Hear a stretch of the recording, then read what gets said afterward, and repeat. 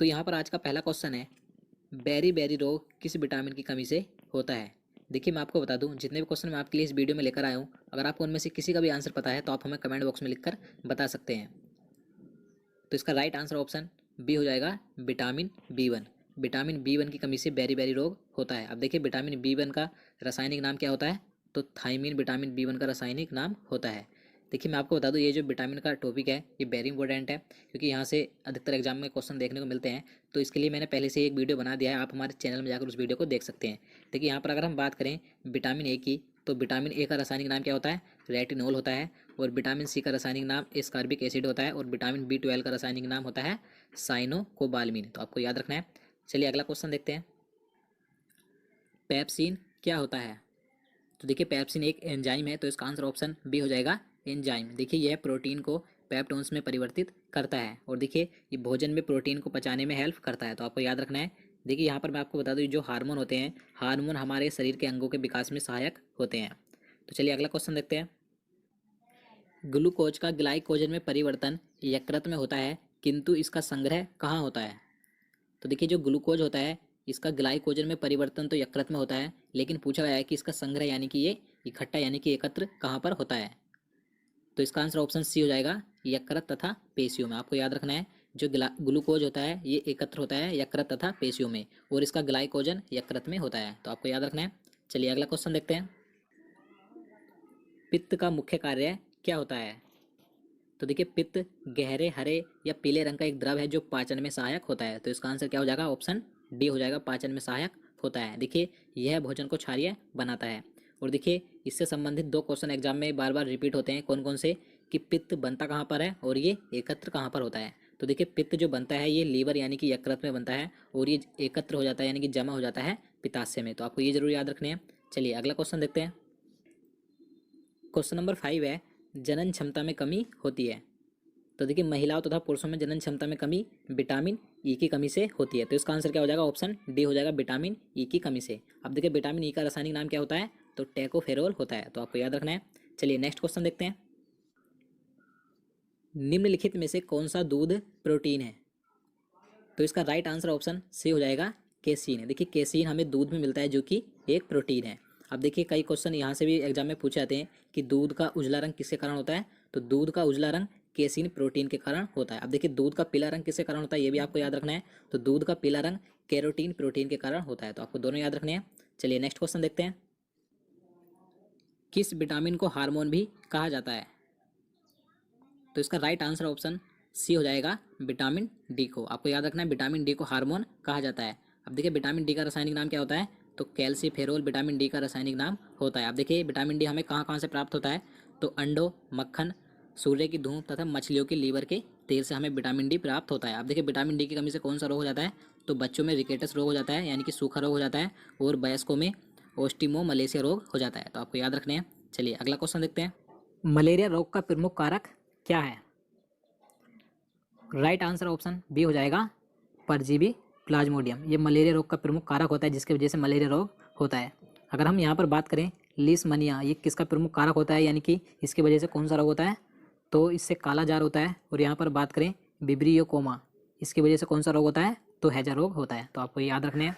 तो चलिए आगे नेक्स्ट क्वेश्चन देखते हैं, यांत्रिक ऊर्जा को विद्युत ऊर्जा में बदलता है। अगर आपने चुना है ऑप्शन डी तो बिल्कुल सही है, डायनेमो। ये यांत्रिक ऊर्जा को विद्युत ऊर्जा में बदलने का कार्य करता है। अगर हम यहाँ पर बात करें विद्युत मोटर की, तो ये क्या कार्य करती है, ये विद्युत ऊर्जा को यांत्रिक ऊर्जा में बदलती है। और यहाँ पर बात करें लाउड स्पीकर की, तो देखिए विद्युत ऊर्जा को ये ध्वनि ऊर्जा में बदलता है, लाउड स्पीकर। और यहाँ पर बात करें माइक्रोफोन के बारे में, तो ये ध्वनि ऊर्जा को विद्युत ऊर्जा में बदलता है। तो आपको ये चारों याद रखने हैं। चलिए आगे अगला क्वेश्चन देखते हैं, क्वेश्चन नंबर 10 है, हृदय में विकार का पता लगाने के लिए किसका प्रयोग किया जाता है। राइट आंसर ऑप्शन डी हो जाएगा, ईसीजी। इसका पूरा नाम इलेक्ट्रोकार्डियोग्राफ होता है। हृदय में किसी प्रकार का विकार हो या कमी हो, उसका पता लगाने के लिए ईसीजी का प्रयोग किया जाता है। अगर हम यहाँ पर बात करें पेस मेकर की, पेस मेकर का उपयोग हृदय की गति कम हो जाने पर उसे सामान्य अवस्था में लाने के लिए किया जाता है। और यहाँ पर बात करें सीटी स्कैन के बारे में, तो आप सभी को इसके बारे में पता ही होगा। सीटी स्कैन का उपयोग संपूर्ण शरीर के किसी भी भाग की विकृति का पता लगाने के लिए किया जाता है। और यहाँ पर बात करें ईईजी, इसका पूरा नाम इलेक्ट्रोइंसोफेलोग्राफ होता है। इसका प्रयोग मस्तिष्क संबंधी बीमारियों का पता लगाने के लिए किया जाता है। तो आपको ये चारों याद रखने हैं। तो चलिए आगे नेक्स्ट क्वेश्चन देखते हैं। निम्नलिखित में से किस रंग की तरंग दैर्ध्य सर्वाधिक होती है? तो सर्वाधिक तरंग दैर्ध्य लाल रंग की होती है, तो इसलिए इसका राइट आंसर ऑप्शन ए हो जाएगा, लाल रंग। अगर हम बात करें सबसे कम तरंग दैर्ध्य किस रंग की होती है, तो आपको याद रखना है बैंगनी रंग की तरंग दैर्ध्य सबसे कम होती है और लाल रंग की तरंग दैर्ध्य सबसे अधिक होती है। तो चलिए आगे नेक्स्ट क्वेश्चन देखते हैं। सूर्य के प्रकाश में किस रंग का प्रकीर्णन सबसे अधिक होता है? देखिए, इससे पहले क्वेश्चन में हमने तरंग दैर्ध्य की बात की थी, अब इसमें बताना है कि किस रंग का प्रकीर्णन सबसे अधिक होता है, यानी कि सूर्य के प्रकाश में कौन सा रंग अधिक फैलता है। तो इसका सही आंसर ऑप्शन सी हो जाएगा, बैंगनी रंग। बैंगनी रंग का प्रकीर्णन सबसे अधिक होता है सूर्य के प्रकाश में और सबसे कम प्रकीर्णन होता है लाल रंग का। देखिए, तरंग दैर्ध्य का उल्टा होता है, यानी कि देखिए तरंग दैर्ध्य सबसे अधिक लाल रंग की होती है लेकिन प्रकीर्णन इसका सबसे कम होता है, और बैंगनी रंग की तरंग दैर्ध्य सबसे कम होती है लेकिन इसका प्रकीर्णन सबसे अधिक होता है। यानी कि जिस रंग के प्रकाश की तरंग दैर्ध्य सबसे कम होगी उस रंग का प्रकीर्णन सबसे अधिक होगा। तो आप इसे समझ लीजिएगा। तो चलिए नेक्स्ट क्वेश्चन देखते हैं। निम्न में से दूध में कौन सा अम्ल पाया जाता है? अगर आपने चुना है ऑप्शन ए तो बिल्कुल सही है, लैक्टिक अम्ल। ये दूध में पाया जाता है, लैक्टिक अम्ल आपको याद रखना है। और यहाँ पर बात करें टैनिक अम्ल, ये चाय में पाया जाता है। और बात करें यूरिक अम्ल की तो ये मूत्र में पाया जाता है। और यहाँ पर बात करें अमीनो अम्ल की तो ये कहाँ में पाया जाता है, तो ये प्रोटीन में पाया जाता है। देखिए, इस टॉपिक के ऊपर मैं पहले से ही एक ट्रिक के माध्यम से वीडियो बना चुका हूँ। इस टॉपिक से भी अधिकतर एग्जाम में क्वेश्चन पूछे जाते हैं, तो आप हमारे उस वीडियो को भी जरूर देखिएगा। तो दोस्तों, अगर आपको हमारे वीडियो अच्छे लगते हैं, अगर आपके लिए हेल्पफुल होते हैं, तो वीडियो को लाइक जरूर कीजिएगा, क्योंकि आप हमें मोटिवेट करते हैं अगर आप वीडियो लाइक करते हैं तो चलिए आगे नेक्स्ट क्वेश्चन देखते हैं। किस रोग के रोकथाम के लिए BCG का टीका लगाया जाता है?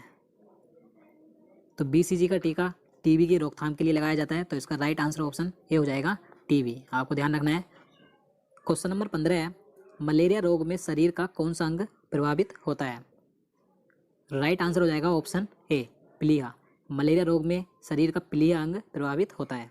देखिए, यहाँ से कई और अन्य क्वेश्चन एग्जाम में पूछे जाते हैं कि मलेरिया रोग किस मच्छर के काटने से फैलता है। तो आपको याद रखना है, जो मलेरिया रोग यानी कि जो बुखार होता है, मलेरिया का बुखार होता है, ये मादा एनोफिलीज मच्छर के काटने से फैलता है। और इसका जो वाहक होता है प्लाज्मोडियम होता है, यानी कि इस मच्छर में प्लाज्मोडियम नामक परजीवी पाया जाता है, जिसके कारण से हमें मलेरिया रोग हो जाता है। तो आपको ये सभी बातें याद रखनी है। तो आगे नेक्स्ट क्वेश्चन देखते हैं। हाइड्रोफोबिया बीमारी में किसका टीका लगाया जाता है? तो इसका राइट आंसर ऑप्शन सी हो जाएगा, रेबीज का टीका लगाया जाता है। देखिए, आप सभी को पता होगा हाइड्रोफोबिया बीमारी पागल कुत्ते काटने से होती है, तो इसमें रेबीज का टीका लगाया जाता है। अब बात करें रेबीज के टीके की खोज किसने की थी, तो लुई पास्चर ने रेबीज के टीके की खोज की थी। चलिए अगला क्वेश्चन देखते हैं। निम्नलिखित में से आंखों के किस दोष को दूर नहीं किया जा सकता? तो इसका सही आंसर ऑप्शन सी हो जाएगा, वर्णांधता। देखिए, ये ऐसा आंखों का दोष है जिसे कभी भी दूर नहीं किया जा सकता। देखिए, इस रोग में व्यक्ति को रंगों की सही से पहचान नहीं होती है। देखिए, यहाँ पर बात करें मायोपिया, कई बार पूछा जाता है कि मायोपिया को क्या कहा जाता है। देखिए, जो निकट दृष्टि दोष होता है उसे ही मायोपिया बोला जाता है। देखिए, मायोपिया दोष को दूर करने के लिए अवतल लेंस का प्रयोग किया जाता है। और यहाँ पर बात करें हाइपर मेट्रोपिया, तो ये किसे कहा जाता है, तो दूरदृष्टि दोष को हाइपर मेट्रोपिया कहा जाता है। और इस दोष को दूर करने के लिए उत्तल लेंस का प्रयोग किया जाता है। तो आपको ये दोनों नाम याद जरूर रखने जो मैंने आपको बताए हैं। चलिए नेक्स्ट क्वेश्चन देखते हैं। मानव शरीर में किसकी अधिकता से हृदयघात यानी कि हार्ट अटैक होता है? तो देखिए, मोस्ट इंपॉर्टेंट क्वेश्चन है, तो इसका राइट आंसर ऑप्शन बी हो जाएगा, कोलेस्ट्रॉल। देखिए, मानव के शरीर में कोलेस्ट्रॉल की अधिकता होने से कोलेस्ट्रॉल हृदय में जमा हो जाता है, जिससे कि ब्लड का सर्कुलेशन रुक जाता है और ब्लड प्रेशर बढ़ जाता है। तो इसी से मानव के शरीर में हृदय यानी कि हृदयघात यानी कि हार्ट अटैक आ जाता है। तो आपको ध्यान रखना है। चलिए नेक्स्ट क्वेश्चन देखते हैं। मधुमेह रोग किसकी कमी से होता है?